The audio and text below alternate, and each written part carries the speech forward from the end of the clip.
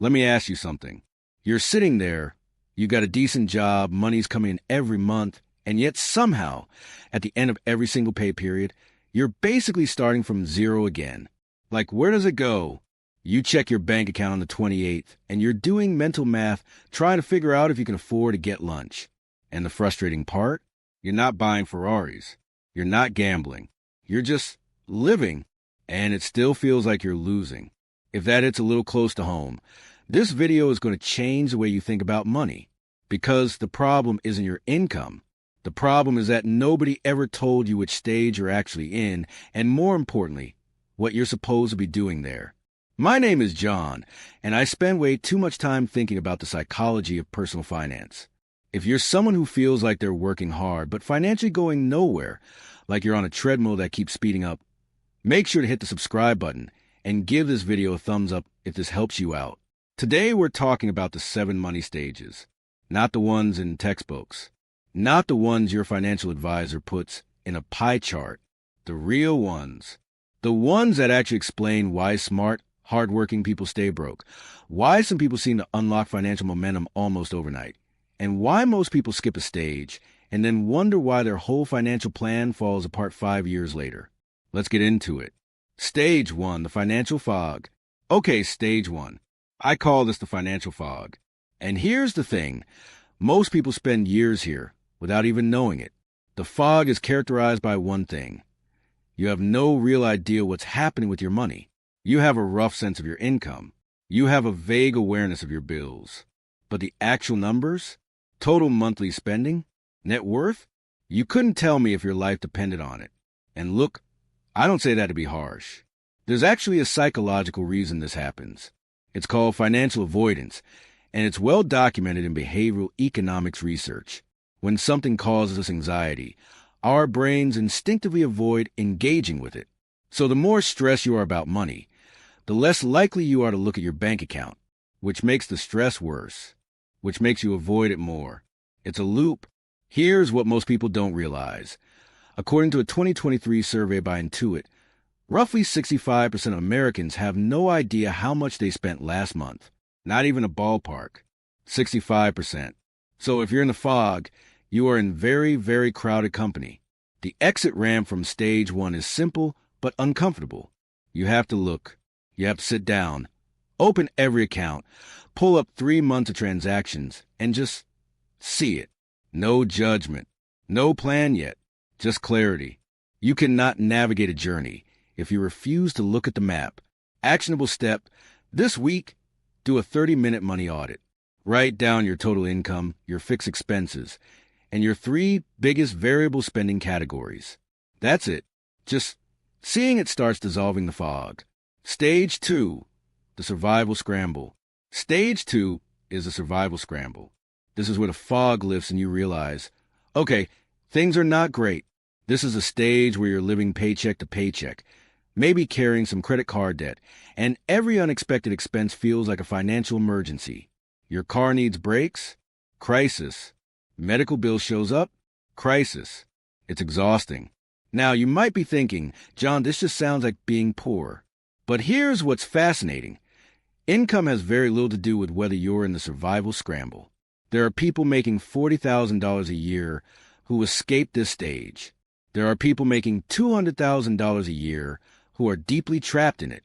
The American Psychological Association has found that financial stress is one of the top sources of anxiety for Americans across almost every income bracket. This isn't a poverty problem. It's a structure problem. The psychology at work here is something called present bias. Our brains are literally wired to overvalue what we need right now versus what we need in 5 years. Evolution built us this way. If you're a caveman, worrying about winter when you're starving in summer is a luxury you can't afford. But in modern financial life, that same instinct keeps you spending today and suffering tomorrow. The math of the survival scramble is brutal in a specific way. Let's say you've got $3,000 in credit card debt at 22% interest, which is close to the current average APR in the U.S. If you're making minimum payments of around $75 a month, you'll be paying that debt off for over 4 years, and you'll pay roughly $1,400 in interest alone on $3,000. That's not bad luck. That's math working against you. The escape from stage 2 is building a $1,000 emergency buffer, not investing, not paying off debt aggressively yet. Just $1,000 sitting somewhere you won't touch it. That single buffer breaks the emergency to credit card pipeline that keeps people trapped here. Stage 3, the debt reckoning. This is where it gets really interesting. Stage 3 is the debt reckoning, and it's the stage most financial content completely botches the advice on. Once you got that small emergency fund and you can see your financial picture clearly, most people arrive at the uncomfortable truth. They owe money. Maybe it's credit cards. Maybe the car loan, student loans, medical debt. And now they have to make a decision about what to do with it. Here's the thing.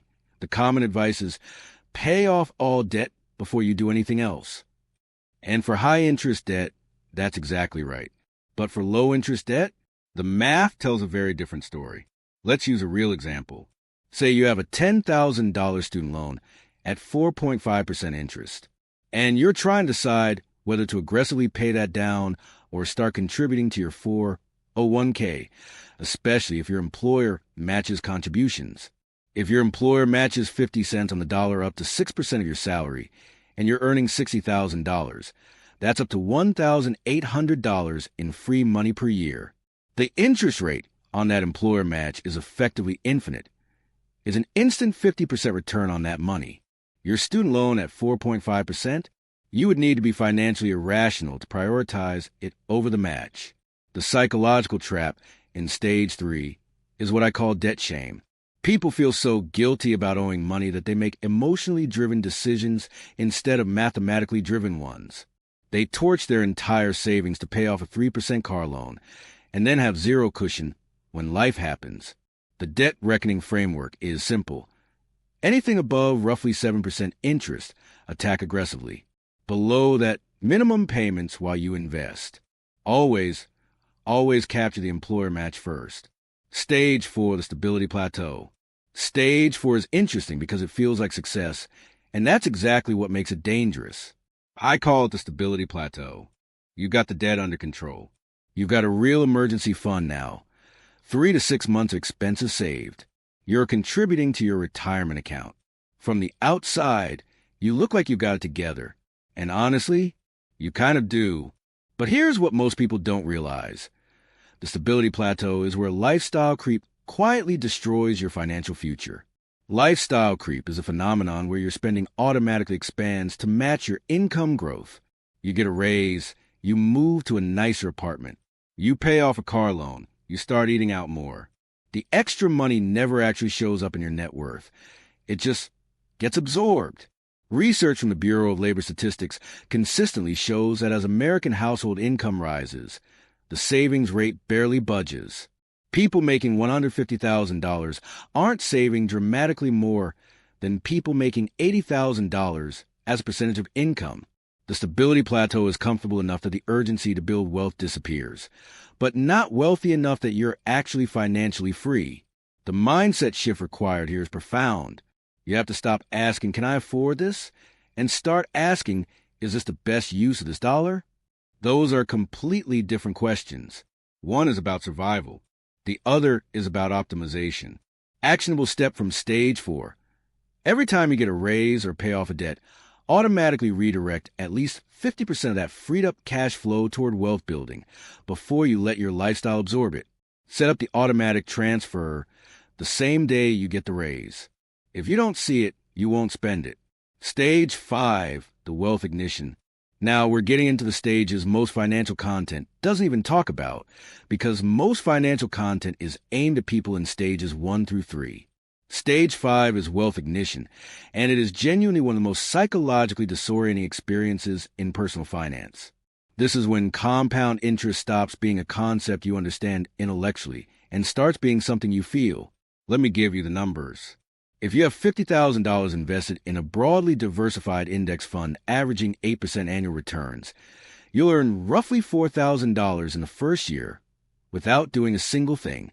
That's $333 a month for doing nothing.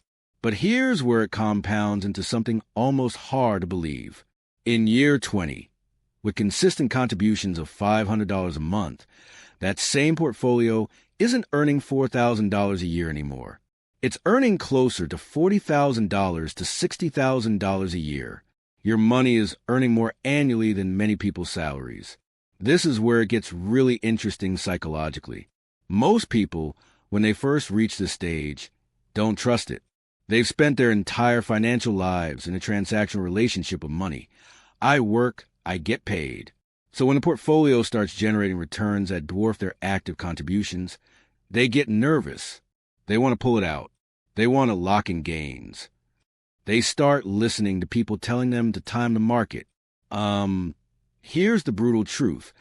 The biggest enemy of wealth ignition is the person experiencing it. Morningstar research has consistently shown that the average investor earns roughly 1.5% less per year than the funds they invest in, because they buy high and sell low, driven by emotion. Over 30 years, that gap could cost you hundreds of thousands of dollars. The action in Stage 5 is almost paradoxical. Do less, set your allocation, automate your contributions, stop checking. The goal is to be boring on purpose. Stage 6, the identity crisis. Look, I know that sounds like a weird thing to include in a money video, but Stage 6 is real, it's under-discussed, and it derails more wealth-building journeys than almost anything else. I call it the financial identity crisis. This happens when your net worth starts to meaningfully diverge from how you grew up, how your friends and family live, and the story you've been telling yourself about who you are, and it creates pressure, enormous social pressure, to spend in ways that signal belonging. You start doing well. Maybe your net worth crosses $100,000, then $250,000, and suddenly you feel out of place at the holidays. Your old friends make comments. Your family assumes you can pick up every check.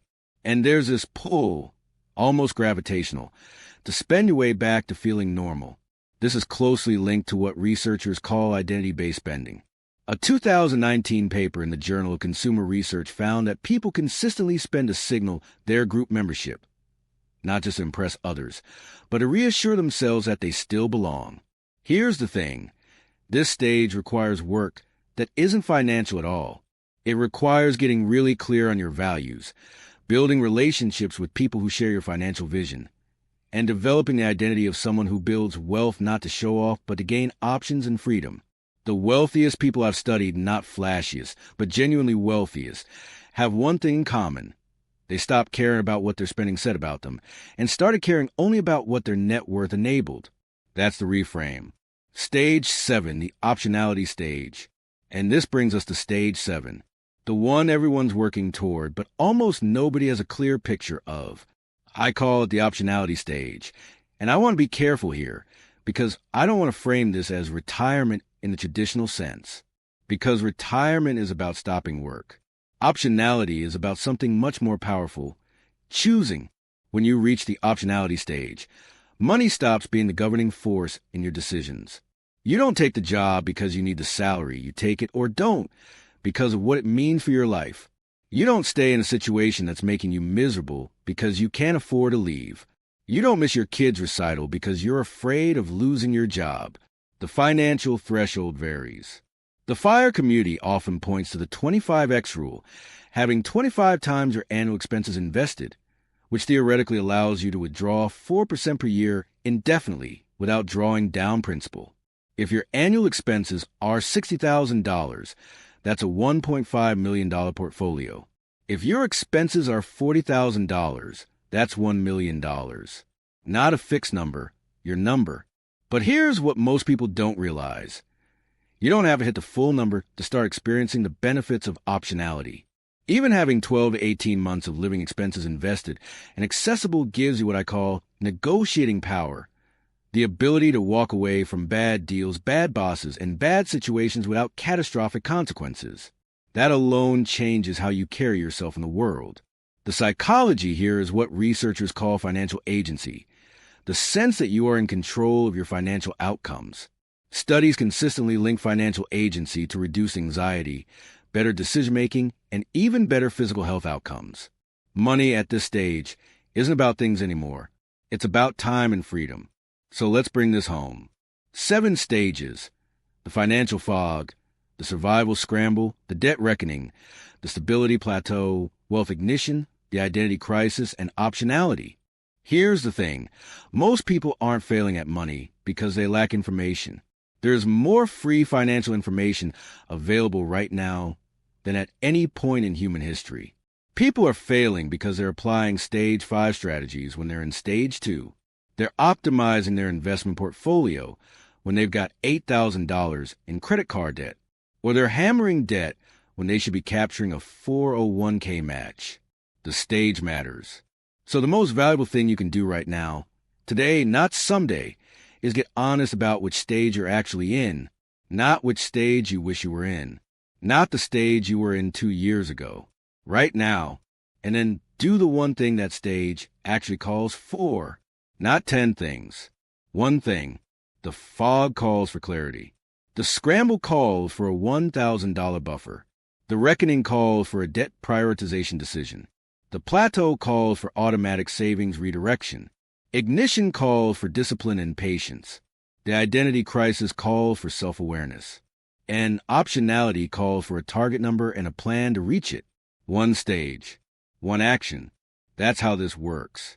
If this video gave you a new way to think about where you are financially, do me a favor. Hit the thumbs up. It genuinely helps this content reach more people who need it. Subscribe if you're not already, because we go deep on this stuff every week. And drop in the comments, which stage are you in right now? I read every single one, and it helps me understand what you need next. The journey is longer than most people think, and shorter than most people fear. You've just got to know which mile you're on. I'll see you in the next one.